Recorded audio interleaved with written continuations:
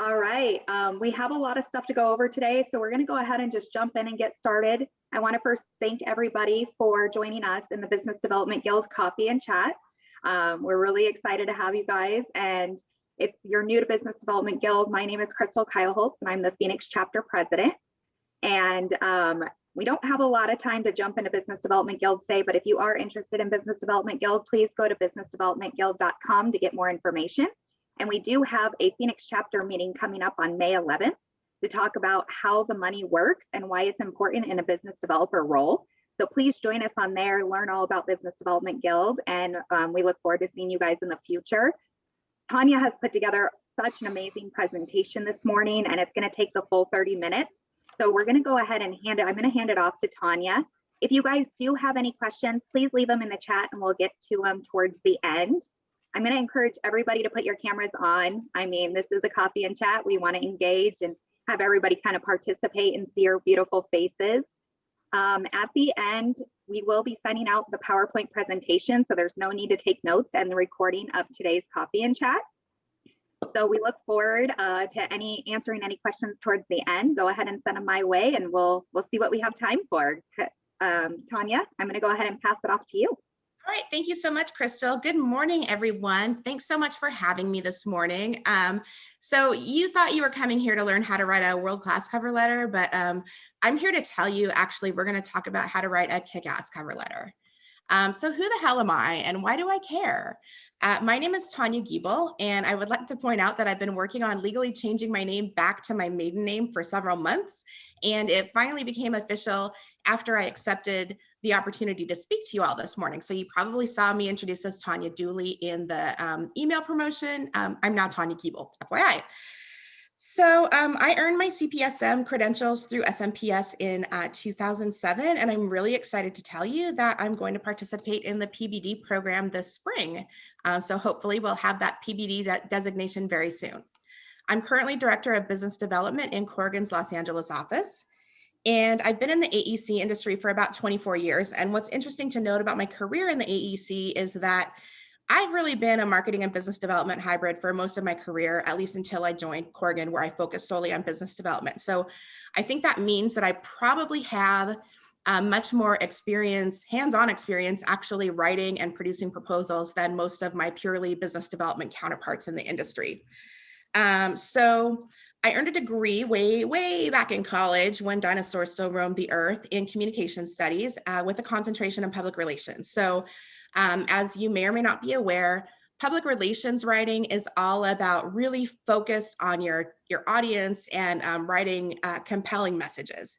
So when I landed at my first AE firm in the late 90s, something that stood out to me right off the bat was how boring our content was, especially the cover letters. And so within my first year, I think I attended an SMPS Seattle event that was focused on cover letter writing, and it was led by Carla Thompson, who is an absolute AEC marketing and BD rock star, who I'm really thrilled to have as a professional mentor and friend now. And she really left a lasting impression on me in the world of cover letter writing. And really, it is thanks to her that I am here with you all this morning.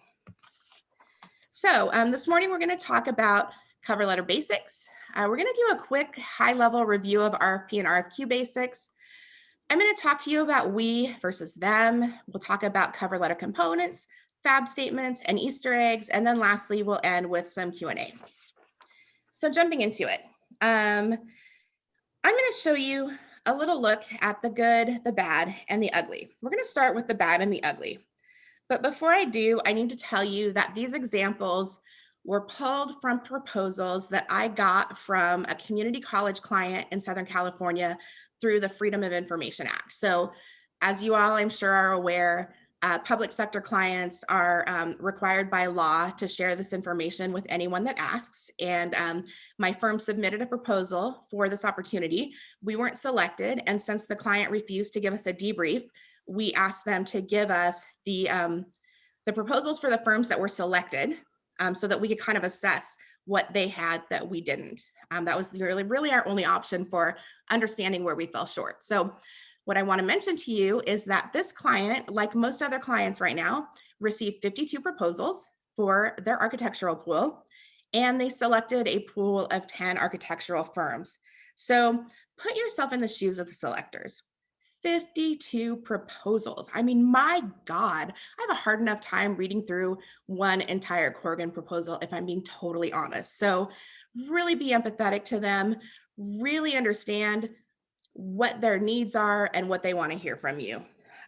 So with that, I'm going to show you 3 examples. Now I'm going to jump over to a PDF document, and these are examples from only 3 of the 10 and only 3 of the 52. Let's see, I'll screen mode. And these 3 are so similar, especially in the very early introductory paragraph. So sentence number 1 here. It is with great pleasure that we provide the blank client. So all references to client name, individual name, firm name, logos, etc., have all been hidden for, to protect the innocent, if you will. So this firm is really pleased to provide this client with their statement of qualifications for the architectural services pool. Awesome. Okay. And here's number 2. This firm is really pleased to submit qualifications to provide architectural services to this client. Awesome. And then lastly, blank firm is pleased to provide our qualifications to provide architectural services for this client. Okay, imagine this is the first thing that the client is reading when they open your proposal. If 95% of the proposals sound like this, I mean, there's nothing differentiating these proposals from one another. I mean, it's like, whose proposal am I reading now, right? All right, so let's take a look at a couple of good examples. So this is actually a proposal I wrote a while back for UC Riverside, I will tell you that. And the project was for a renovation of their barn building, which is kind of a gathering place, a food service facility. They have a stage, they do concerts there, fun spot. The building was built way back when as a barn and looks like a barn, and it's really cool. So we really leveraged everything we knew about the barn, about everything that had happened with the project prior to the current RFP that we were responding to. And we really capitalized on everything that we knew. And we used that first introductory paragraph to grab their attention, tell them that we understand what the project is, we understand how important this facility is to their campus, we understand where they are in the process and how we're going to help them finish and implement this important project to them. Here's another option that was for a community college district project that Corgan submitted on a while back. Again, we use the first paragraph to illustrate that we understand the client's values and what they need from an architectural practice. And then lastly, I solicited some examples from some of my industry colleagues and got a couple from a friend that I also really liked. So the first paragraphs here, there are 2. Here's the first one, really kind of zero in on the client's background and what their issues are and how this firm is going to solve their issues. All right, so let's go back to the PowerPoint. All right, so that was the good and the bad and the ugly. And now we're going to take a quick high-level look at RFP and RFQ basics. So, I don't need to tell an audience full of marketing and BD professionals how to respond to RFPs and RFQs. Obviously, I think we all get it. But I do want to remind you of a few important thoughts. It's our job as BD professionals to know the client well before we respond to their RFPs. And that we need to understand their hopes, their dreams, their aspirations, and what keeps them up at night. Only then can we really prepare a tailored response. And so that brings me to my points here on the screen. Boilerplate is a B word. Nobody wants to read boilerplate. I don't even want to read boilerplate in my own firm's proposals. So boilerplate is a great place to start.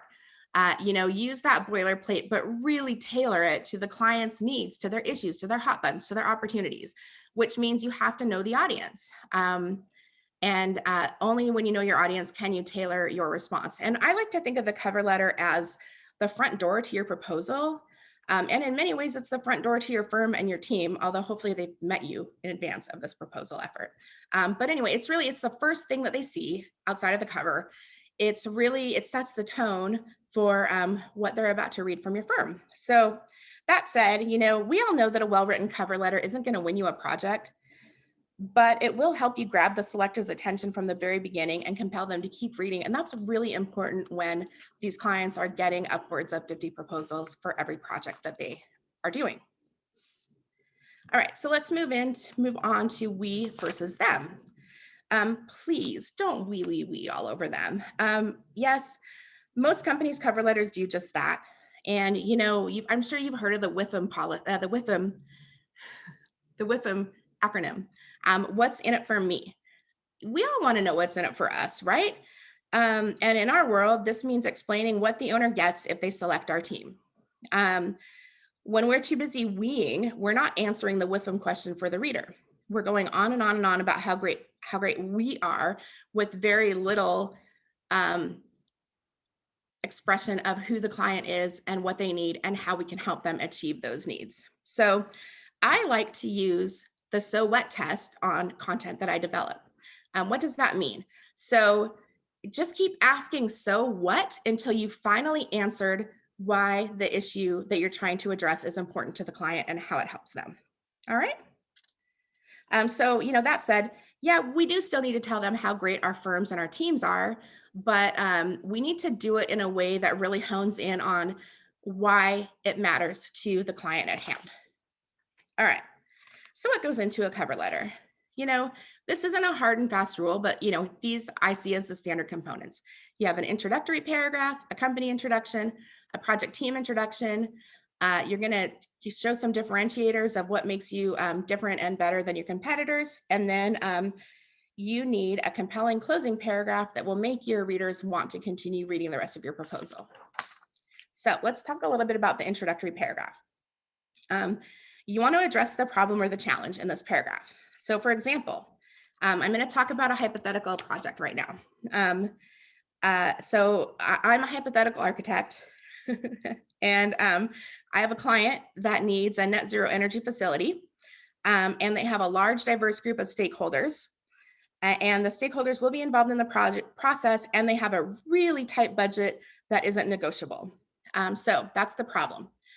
And then you want to give them an example of exactly where your team has done this before and how that project met the exact same problems and challenges. So hypothetically speaking, XX Architects, my firm, helped XX client with these exact issues. And the result is a new building that meets net zero energy standards, completed under budget, and involved coordinating and consensus building with representatives from 12 different departments. And we delivered the project early and under budget, and we'll do the same for you.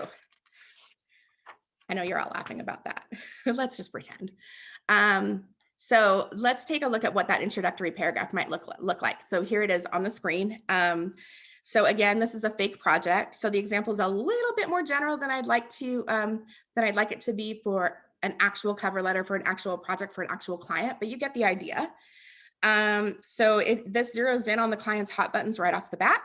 And as we discussed in this example, the hot buttons are budget, schedule, stakeholder outreach, and net zero energy. And I want to say, please forgive any misuse of net zero energy terms I might share today because I'm not a net zero energy expert, and I'm not exactly sure why I chose NZE as a point to focus on, but that's beside the point. So this is our introductory paragraph.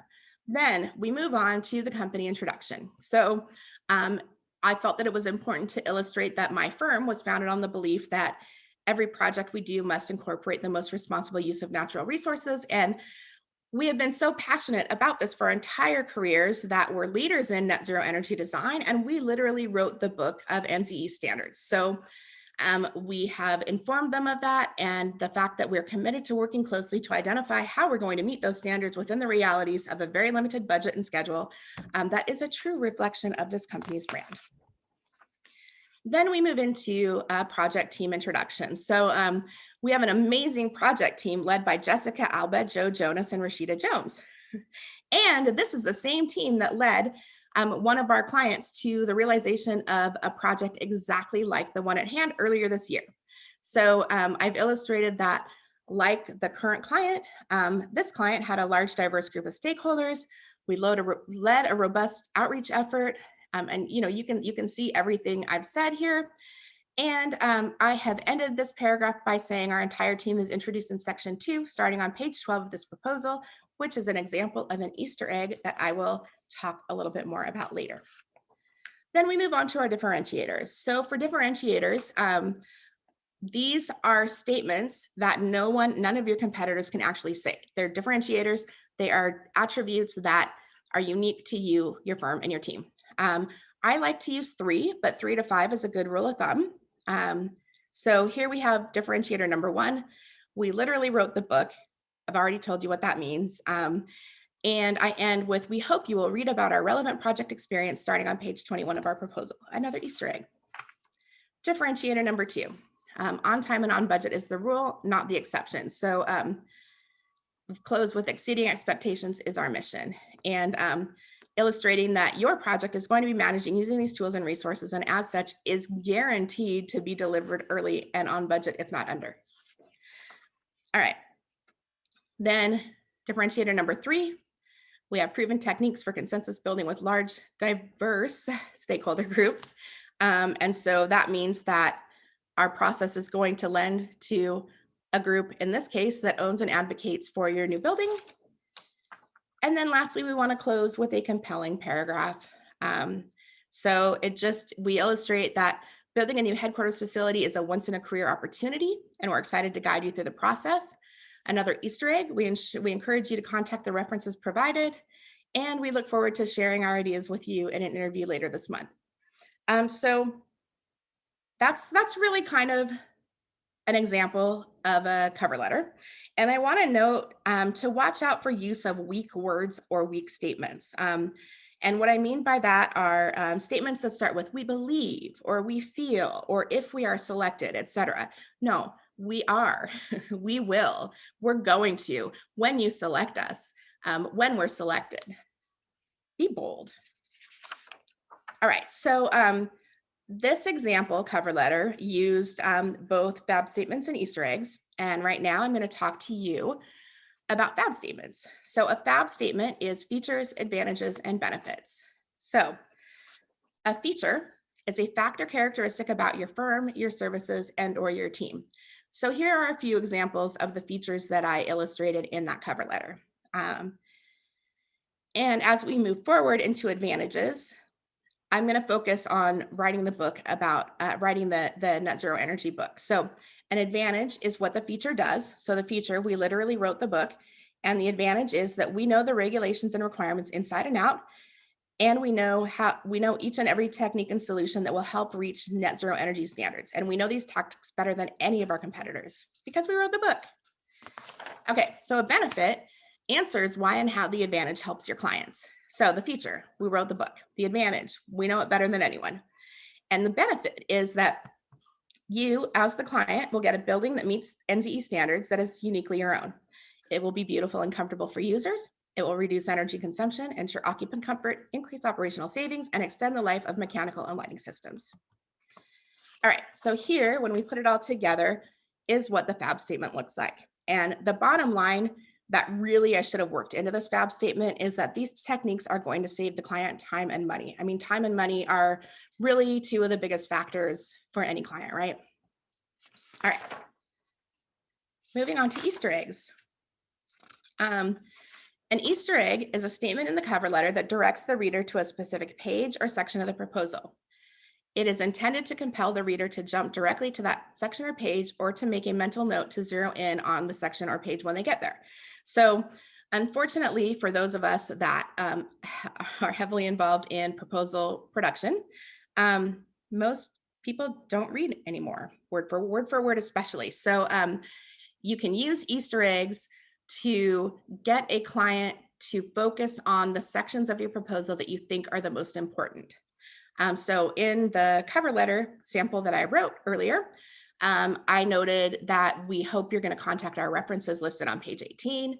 Our entire team is introduced in section 2, and then section 3 showcases projects directly relevant to yours. And so you can actually also expand on those thoughts and tell them, why it's important that they contact your references. And you should do that actually, and why they should want to see your team, and why they should want to look at your projects. So those are Easter eggs. And in closing, I just want to remind you, engage your readers, and just remember, they want to hear about themselves and what you're going to do for them. And last thought, that you all know, and we don't always have control over this, but if you don't have the material to write a compelling cover letter, you might want to rethink your go decision. So, I mean, really, I could talk about this all day long. I'm definitely on my soapbox, and I will step down for Q&A. But before I do, I just want to say, please feel free to reach out to me anytime. Here's my contact information. I'm happy to talk about this, to answer questions, whatever, anything. So with that, I'm going to go out of presentation mode and stop sharing. Awesome. Thank you, Tonya. Thank you. All right, so we're going to go ahead and open it for Q&A. So if anybody has any questions for Tonya before we wrap up, we'd love to take a few minutes to answer any questions that you guys may have. Either drop them in the chat or unmute yourself, because we have a few minutes still available. She'd be more than happy to answer any questions that you guys might have. Tonya, thank you. This is Denise Allen. I'm with an MEP from here in town, and know you're one of your counterparts, Sue, over there. Yeah. This is awesome. Thank you. That was so very helpful. And in fact, I have to sort of do my very first one today. Thank you so much for the feedback. Yeah, thanks. That's perfect timing, Denise. Seriously. That's wonderful. All right, Tonya, we do have a question in the chat. So what's your advice on a cover letter that has a page limit?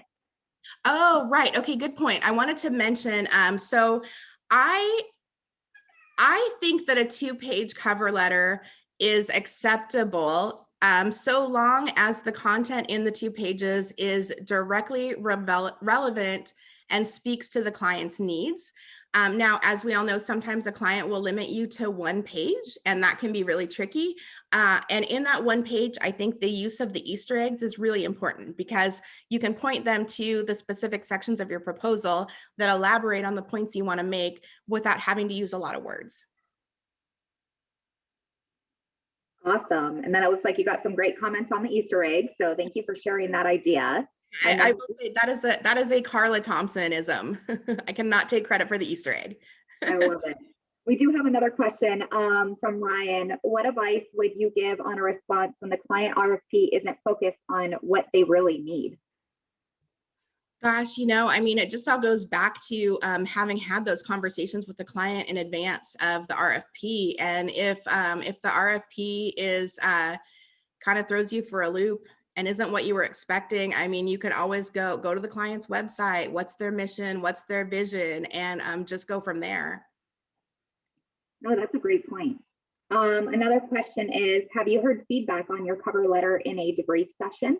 That's a great question. I don't remember, honestly. Sorry. Oh, that's okay. Okay, so no feedback as far as you recall.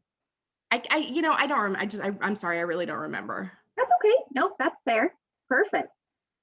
More positive feedback. So great job, Tonya. Any other last minute questions before we wrap up?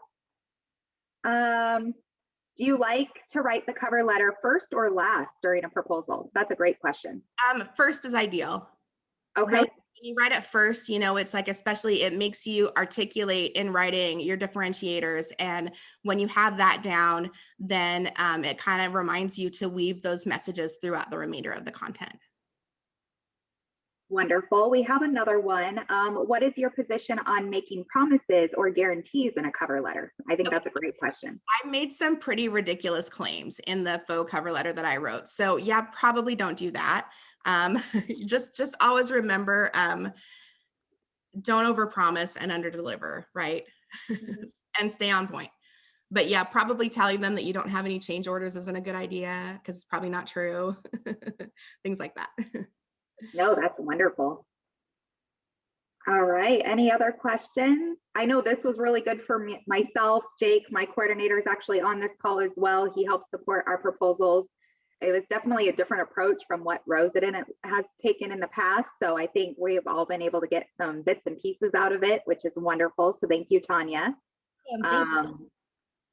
Any other questions before we wrap up?